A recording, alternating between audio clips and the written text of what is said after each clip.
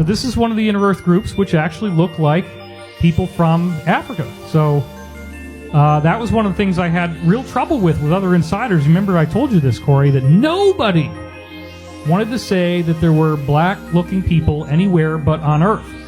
And it was like there's this racism inside the cabal.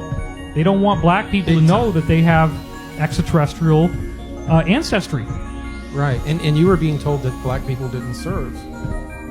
Didn't serve in the space program. Right, and there were people from all races that were Right, serving. Yeah. very interesting.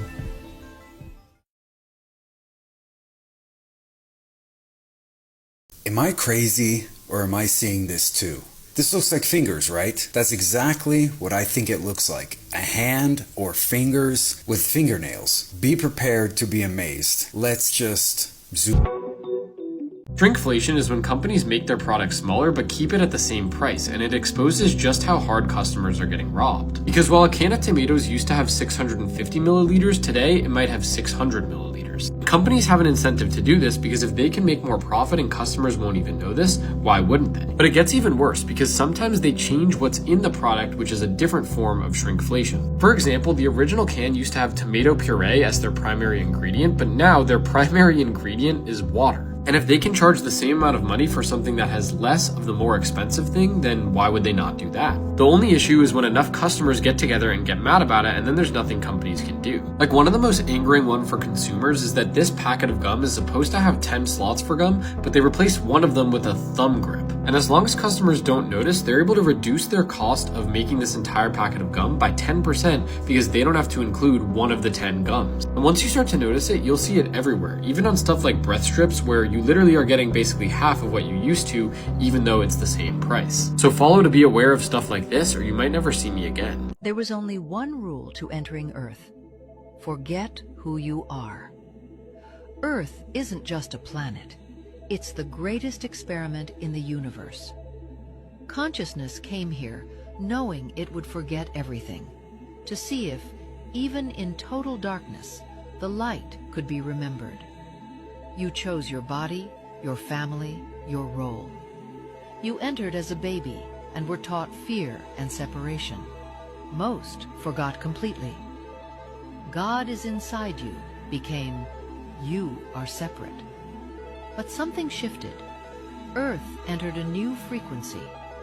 Across the planet, many arrived disguised as ordinary humans, waiting, sleeping, and now they're waking up, remembering who they are, dreaming a new Earth into being, built not on fear, but on love. And if you're hearing this, maybe you're one of us. After about 200 years, a bloodline will just die out because they're infertile from so much inbreeding. Mm-hmm. And so they would just take a cadet family, one of the other branches, and they'd plug them in. Mm-hmm. And so it was the same bloodline. But if you look at the Habsburgs, they all have strawberry blonde hair. It's reddish blonde. And there's a Pope, Orsini, who had reddish blonde hair. And I think he was involved in the Habsburg line. Mm-hmm. Another one is Bill Clinton's mother, who was the illegitimate child of Winthrop Rockefeller, who was governor of Arkansas. That's why Clinton was president, and now Hillary Clinton. She's actually, her middle name was Rodham.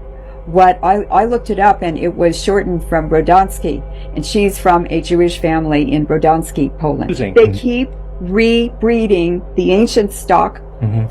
The Chi in Italian, like Medici. Yeah, Chi means the stock, the bloodline you're from, or the tribe.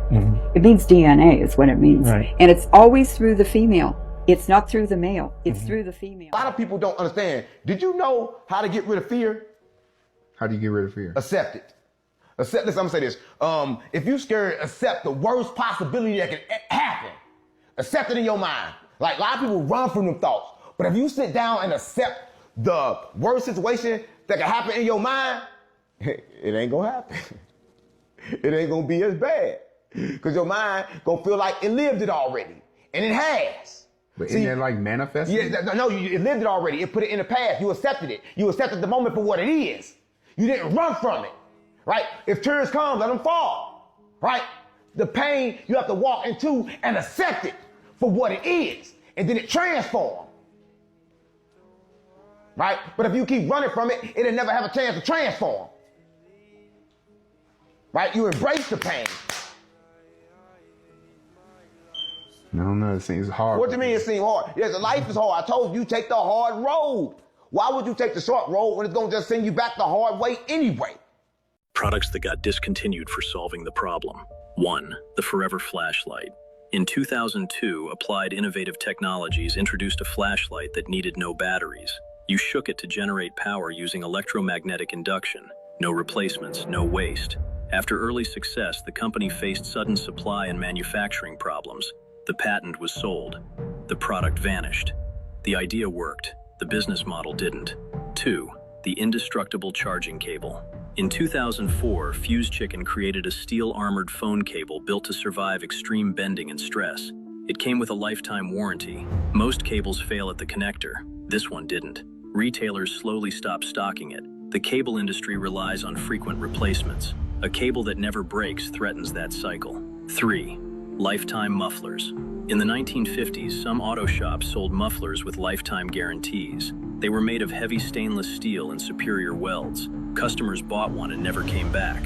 The shops expected repeat business. Instead, they sold a product that refused to fail. By the 1960s, most stores quietly ended the offer. A perfect muffler was bad for profits. Did you know that Benjamin Malachowski, yeah, that's his birth name, graduated high school in Philadelphia in the continental United States. This mother ain't even from over there. As none of them people are, because his daddy was an immigrant from Poland. This is why they don't want to do no blood test, because to show all the motherfuckers are Polish. Anyway, this or Ukrainian, same yeah, as me. Anyway, this motherfucker changed his name once he graduated high school and probably did some college, because they get college for free if you happen to be Jewish. You get free college in the continental United States if you're Jewish. But we gotta pay student loans and all that shit. Huh? And guess who's paying the bill for them getting that shit for free? You are. Yes, our tax money.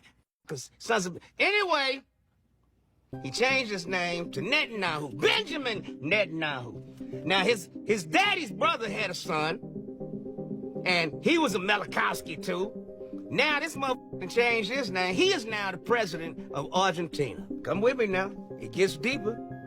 Now, the UN just passed this resolution that slavery was the most heinous act in the history of humanity. Every country on earth ratified it. China, Russia, every last one of them motherfuckers. There's only 3 countries that abstained and said, no, it's not. Guess who it was? Israel, Argentina, and the United States of America. In case you didn't know, the United States, Israel, and Argentina's racist bitch ass voted against Ghana's resolution at the United Nations, which recognizes enslavement of Africans as the greatest crime against humanity. This is why I just shop online, bro. Okay. Like it's a whole damn epidemic. Like we going through a damn epidazzle. Why we so damn bedazzled? Why we so dazzled up? How the fuck we go from rhinestone to pearls, just straight up pearls? Must I remind y'all, this is the men's section. Like, man, look at this shit. We don't even step out clean no more now. We be stepping out cute and full. We stepping out cute and full now. These sauce ain't hard, they cute and full. And what crazy, I can't even be fully mad at it. Cause in my closet, I know I got some bedazzled pants in there. Or a shirt or two that got some bedazzle in it. But they ain't bedazzled like this. Come on, man. But that's really all we got. We ain't got nothing else. Chocolate milk bedazzle. Y'all need to start manufacturing some more manufacturers. Bedazzle shit. I would start off by bringing more oxygen to the body. This is what I would do. Write this down, y'all. Every rising when you wake up, you need to do a teaspoon of baking soda without aluminum. Make sure you look at the back of it and make sure that it's aluminum free. I want you to add that to an actual cup of water. Then what you're going to do is you're going to squeeze a lemon and you're going to add a shot of that lemon, which is 1 ounce to a cup of water. It's going to fizz up. When it fizzes up, it's going to release a bunch of oxygen and it's going to be a high pH around 10.5. I want you to drink that cup of water. You're going to do that every single day. That's what I would do. All right. This is going to start helping alkaline the body. Somebody put what I just said in the comments for everybody in the comments can get that. All right. A teaspoon of baking soda, sodium bicarbonate. All right. You're going to put it in a cup of distilled water. The reason why I'm not using mineral water or spring water because the minerals and the cations and the anions can interfere with the pH buffering factor. All right. We're talking about biochemistry here. All right. So a teaspoon of baking soda, sodium bicarbonate, into a cup of distilled water. Then you're going to take a shot of lemon. They would clip the edges off coins ever so carefully to not visibly change the shape of the coin, so it would look totally normal at a quick glance, allowing them to slip through casual checks by cashiers and bankers at the register. The clippers would then collect all the scrap clippings of the coins' precious metals, smelt them down, and sell them for a profit. Coin clipping was a fairly prominent issue for hundreds of years, from the early Roman Empire and all throughout the Middle Ages, back when coins actually contained significant amounts of real valuable metals in them, with surveys conducted throughout the 12th and 13th centuries finding that many coins had lost up to a third of their original weight due to clipping. This was clearly terrible for the economy, and people were losing trust in the government's ability to regulate their monetary systems. So they came up with a solution, devised by none other than your boy, Isaac Newton. Yeah, the guy who invented gravity was also England's Warden of the Mint, where they print money and stamp coins, who prompted the Great Recoinage of 1696, recalling all old clipped coins and introducing new ones, now with ridges or milled edges, as these new grooves would make the smooth edges of clipped coins more immediately visible, rendering them useless when the clippers tried to pay with them. And this standard spread throughout the world's modern currency systems. But those clippers were a sneaky little bunch, as they found a new way to chintz the system with these updated ridged coins called coin sweating, where they would take a bunch of coins, put them in a bag, and aggressively shake it, so the coins would grind up against each other and shed tiny little dust particles of metal at the bottom of the bag, which they would again collect and melt down for profit. But obviously this method was far less efficient than clipping and required large amounts of coins to yield the most minimal profits, and never quite caught on like clipping. Today, the ridges are still there, not for their original anti-clipping purpose, but more so for tradition, security against counterfeiting, and as a tactile aid for the visually impaired. In addition, they've also made clipping, or smelting down of coins for profit, pretty much obsolete, by completely removing the precious metals coins used to have in exchange for cheap alloys. Like the American quarter, for example, was actually 90% silver before 1965, meaning it contains 0.18 troy ounces of silver, worth about $17 today, 68 times the actual monetary value of a quarter. Meanwhile, today, it's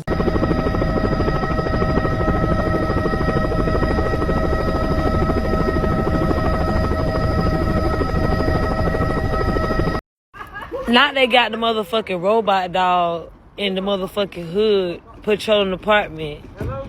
What the fuck type of AI shit it is? What the fuck? He look like he finna bite your ass. Excuse me. Yo. Hello? Oh, baby, they what? How are you? Where are you at? I'm good. This a person on it, So, what y'all got this robot dog in here for? To watch the people so they don't take... Sorry. So we're actually like the robotic security dog here. So, what y'all got to tell us? Huh? Everything is being monitored and recorded. Hi. So apparently the animals that's been leaving Yellowstone Park, they've been leaving for a reason. And the reason is they know much more about what's about to happen than we know. So they're saying that a gaping hole filled with milky blue water just appeared in Yellowstone Park. I don't think you heard what I just said, right? And you asked why the animals are leaving? Apparently y'all don't know that there's a super volcano under Yellowstone Park. And if this super volcano erupts, He says he was forced to make old food look fresh. That's why he secretly recorded his supervisor admitting tampering with best before dates is industry standard. Every store does the same thing. All the other stores do the same. At his home, Safari demonstrates what he says is done at work. He takes cheesecakes weeks past their best before dates, adds new toppings, and sells as fresh. I decorate it, and I'm selling expired stuff for... In a national online call-out, Marketplace hears from grocery workers at smaller stores and big chains, sharing stories of food tampering. He used to work in a Toronto area supermarket. He shows us how he was told to give old meat new life. If it's like this, we would dabble in a little bit of blood, throw it into the meat mincer with some redder meats, and then all together it would make it look red. And then we put it back up on the shelf. At the University of Guelph, a microbiologist simulated what grocery insiders told us they do. He discovered toxins and bacteria. What happens if you strap 8 pounds of dead weight to your limbs for 7 days straight? Not just for training, but for every second of your life. Day 1, baseline set. Then the weights are locked. They never come off. Not to sleep, not to shower. By day 2, the structural shock hits. Even brushing your teeth feels like a high-intensity workout. Day 3, systemic fatigue. Every step is slow. Your nervous system is forced to recruit dormant fibers just to keep you moving. Day 4, your core tightens automatically to stabilize your spine. You're now in a 24/7 invisible isometric state. Day 5, the pivot point. Your heart pumps harder to fuel muscles that are now permanently engaged. Day 6, the brain remaps. Those 8 pounds have been integrated into your natural body mass. Day 7, the weights are gone. Instantly, you feel light as air. Your strength explodes. 10 more push-ups, 4 more pull-ups. You've upgraded your baseline by simply refusing to let go. Stay focused. Alright guys, I want to explain to you what you're seeing. That's the moon that I'm zooming past, by the way. This little light that just comes into view here, that's Saturn. That's the planet Saturn. You were looking at it with your own eyes. Okay? You're going to ask me, well, how did you take this? How did you take this video? I took it with my Nikon Coolpix P900. The camera that's banned today. I mean, maybe you can get one, but they don't make them no more because they show too much and they go against the narrative. This is supposedly 800 million miles away, Saturn. Do you understand? You're going to tell me I zoomed past the moon into the darkness and just captured this by accident? And the world is spinning 1,000 miles or 25. The world is spinning and the sun is spinning and the solar system is spinning and all this shit. And yet, here I am focused on planet Saturn, this rock that you think that has a ring around it, this rock that gives off light, okay? Because rocks don't give off light, number one, okay? Only lights give off light. And Saturn is a light. So here I zoom out. I zoom out and Saturn disappears into the darkness of space. And there the moon comes back into view. So now I'm going to show you the moon. I'm going to zoom into the moon now, 238,000 miles away. Okay? Do you understand what I'm saying to you? If Saturn is 800 million miles away, then this is all there is to see on the moon. You think like I could zoom in and like you could see people and footsteps and shit like that. You're fucking mistaken. You're absolutely wrong. You are a million times fucking off your rocker. You don't know what you're talking about. This is not a rock neither. I can't tell you what it is, but I could tell you what it ain't, and I could tell you what didn't happen. Ain't no fucking man walked on that. Okay? Nobody walked on that. And the fact that I could zoom in on all these different things, I could zoom in 800 million miles away, then zoom in 250,000 miles away. You guys have been fucking lied to. Have a good day. Most of the cars coming out of China come with the ability of raising any of the 4 tires just in case you get a flat tire. You can drive yourself to the nearest mechanic and have them change the tire for you. Absolutely insane. And this is not an expensive Chinese car. This is just the standard cars that they have. They come with these kind of features. They're cheaper than the cars that are made available from European dealerships. It's absolutely insane. And like with the potholes that we have going on in these Western countries, this is vital. Like this is needed. How many times have you had a flat tire and you're like, God damn it, this would solve that. I'd like to introduce you to the idea of water as an intelligent designer. Here I exposed water to my friend's photo, removed and froze using a special method, and it designed her face. I showed the ice result to the water, and it designed a negative of her face. I briefly placed my thumb in the water and then froze it, and water designed a thumb with a chip in the nail. I chipped my nail in exactly the same place 3 hours later. Here I used a conceptual word of ego. It's a word I have no visual for, which removes any mental projection, and water designed a person with big shoulders, a small face, and a giant balloon head. I used the word milk as an influence, and water designed a breast. I wasn't thinking of human milk, so this was a surprise. You notice that the ice designs are not photocopies of the influence, but more of an interpretation, and to me, this is clear display of some kind of awareness.